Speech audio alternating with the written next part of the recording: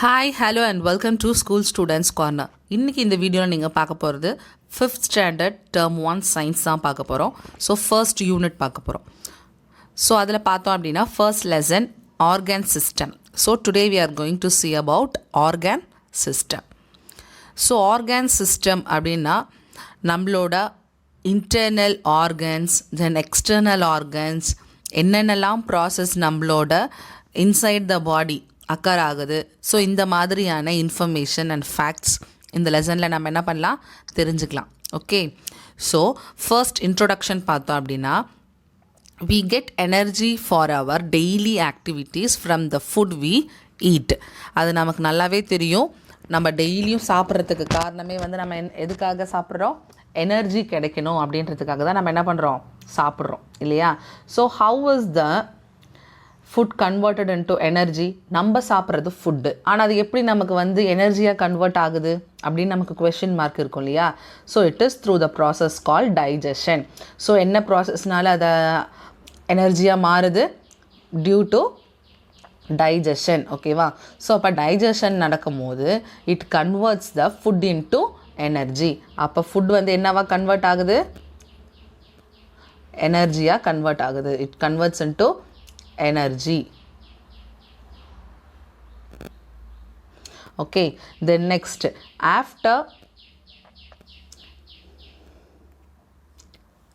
after we eat the food, waste products are removed from the body.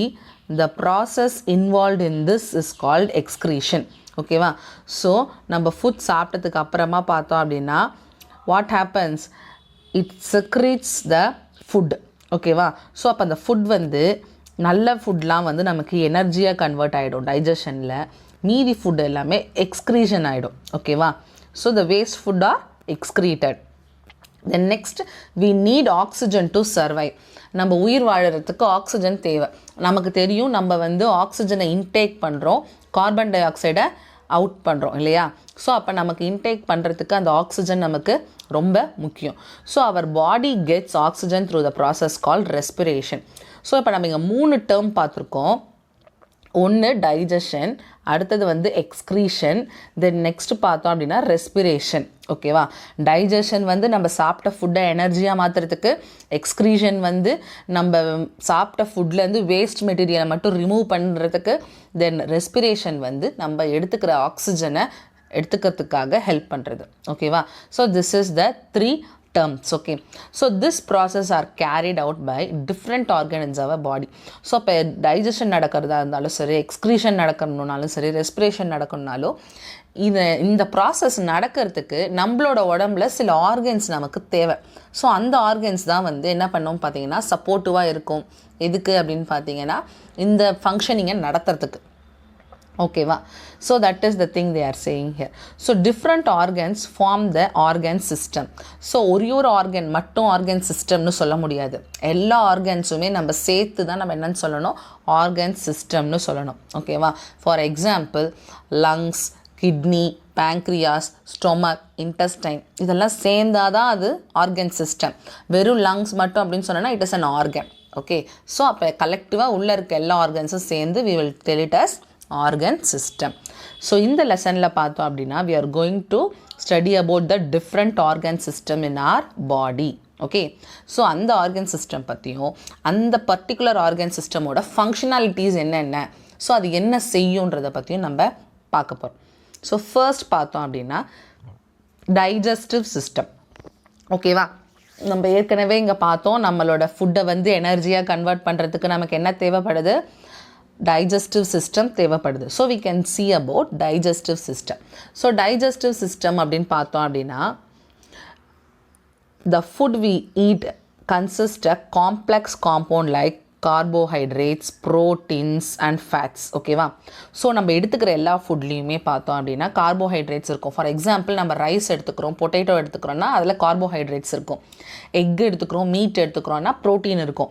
அதே வந்து நிறையா oily foods எடுத்துக்கிறோம், இல்லை வந்து நிறையா மில்க் குடிக்கிறோம், இந்த மாதிரிலாம் இருந்துச்சுன்னா ஃபேட் கண்டென்ட் இருக்கும். ஓகேவா? ஸோ அப்போ நம்ம எடுத்துக்கிற ஃபுட்டில் இந்த மாதிரியான எனர்ஜி எல்லாமே வந்து அதுக்குள்ளே இருக்குது. கார்போஹைட்ரேட்ஸ், ப்ரோட்டீன், ஃபேட்ஸ் இதெல்லாம்.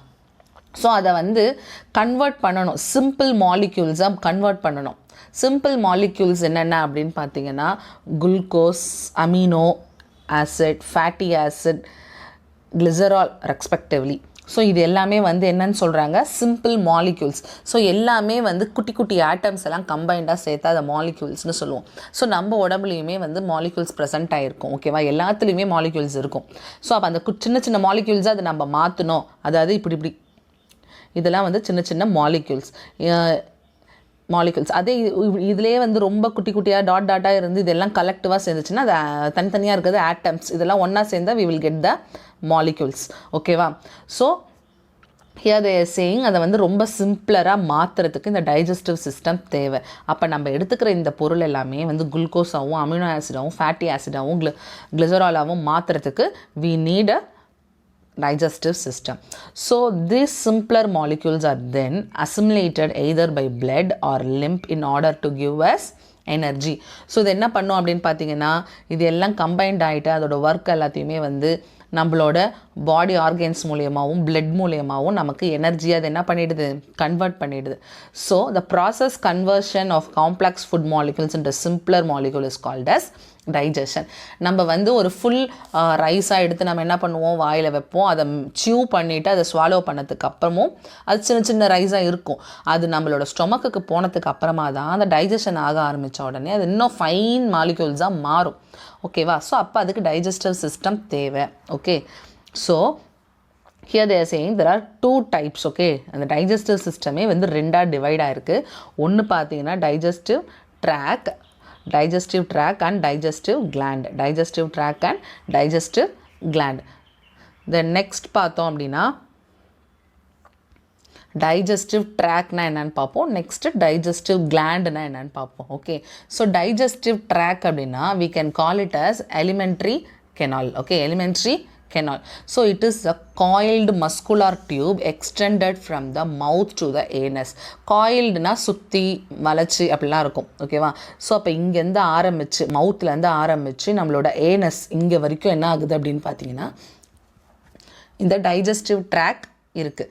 ஸோ இதோட மீட்டர் பார்த்தோம் அப்படின்னா 6 to 9 metre long. Okay. So அப்போ இங்கேருந்து இது வரைக்கும் எவ்வளோ மீட்டர் இருக்குது, 6 to 9 மீட்டர் லாங்.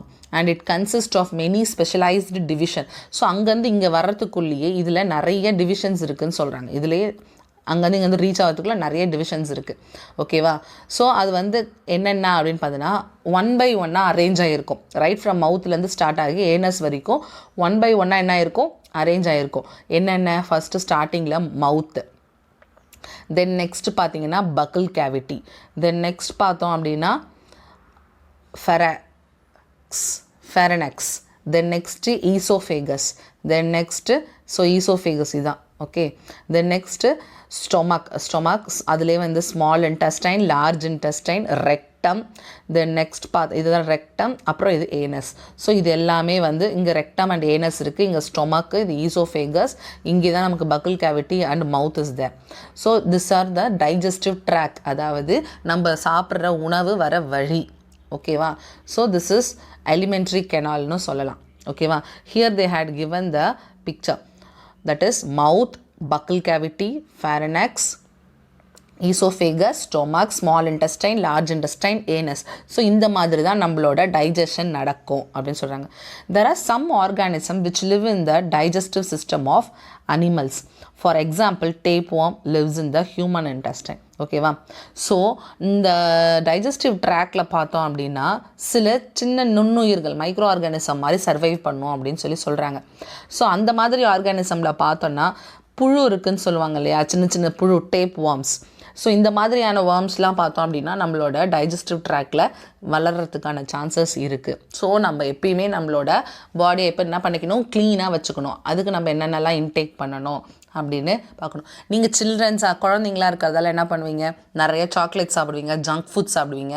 ஸோ அப்படி சாப்பிட்டுக்கிட்டே இருக்கும் போது உங்களோட டைஜஸ்டிவ் ட்ராக் என்ன பண்ணும், அது வந்து என்ன ஆகிடும், பொல்யூட் ஆன மாதிரி ஆகிடும். அப்போ ஆட்டோமேட்டிக்காக அது என்ன வந்து டம்ப் ஆகி அந்த இடத்துலலாம் வந்து டேப் வார்ம்ஸ் வர ஆரம்பிக்கும். அப்புறம் உங்களுக்கு ஸ்டொமக் கேக்ஸ் வரும், பசிக்காது, நிறைய இஷ்யூஸ் வரும். ஸோ இப்போ நம்ம சாப்பிடும் போது ஹெல்த்தியாக சாப்பிட்டு நம்மளோட ஸ்டொமக்கை க்ளீனாக வச்சுருந்தோம் அப்படின்னா இதெல்லாம் நம்ம என்ன பண்ணலாம், தவிர்க்கலாம். ஸோ அப்போ அன்வான்டான ஜங்க் ஃபுட்ஸில் நம்ம என்ன பண்ணக்கூடாது, சாப்பிடக்கூடாது.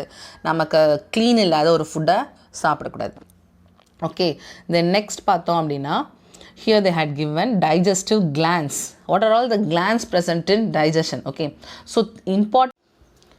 ஸோ நம்ம டைஜஸ்டிவ் கிளான்ஸ்ன்னு கேட்டால் நம்ம என்ன சொல்லணும், மெயினான 3 கிளான்ஸ்ன்னு பார்த்தா salivary gland, pancreas, liver. So these are all the glands presented.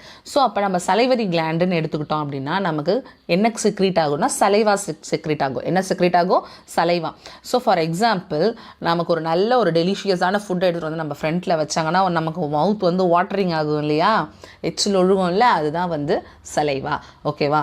So இது என்ன பண்ணோம், விச் மாய்ஸ்டன் ஃபுட்ஸ், அதை வந்து ஈரப்பதமாகவே வச்சுருக்கோம். ஸோ எப்பயுமே நமக்கு நார்மலாகவே தெரியும், நம்ம வீட்டில் அம்மா மாவு அரைக்கிறாங்கன்னு வச்சுக்கோங்க. ஸோ அவங்க மாவு அரைக்கும் போது தண்ணியே ஊற்றாமல் மாவு அரைச்சாங்கன்னா அது எப்படி இருக்கும், ரொம்ப ஹார்டாக இருக்கும். சீக்கிரமே மிஷின் என்ன ஆகிடும், grinder வீணாயிடும்.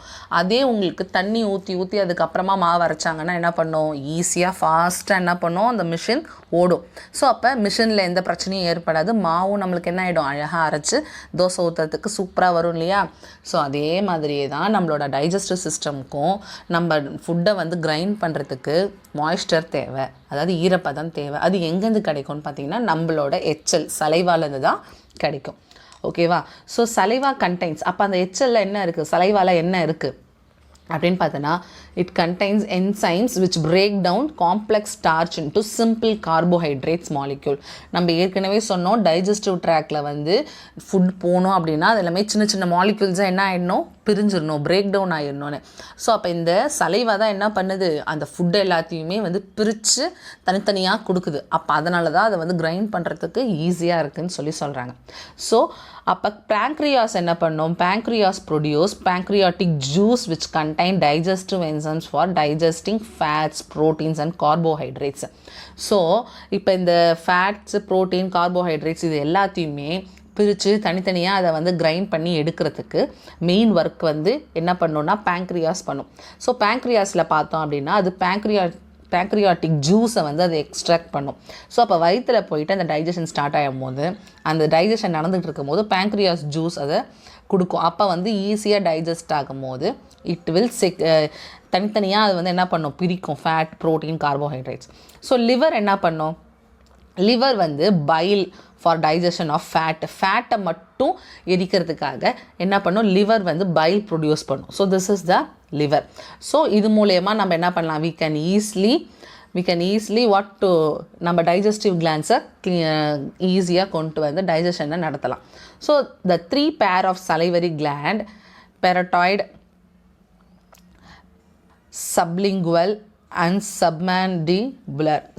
submandibular gland secrete approximately 1.5 liters of saliva every day. இந்த 3 சேர்ந்து சலைவரி கிளாண்டில் சலைவாவை 1.5 லிட்டர் செக்ரேட் பண்ணுது எவ்ரி டே. ஓகேவா. ஸோ நெக்ஸ்ட் இதோட இந்த வீடியோ கம்ப்ளீட் ஆகுது. Next video we can see about the respiratory system and circulatory system. So keep on watching our channel and subscribe it, and thanks for watching.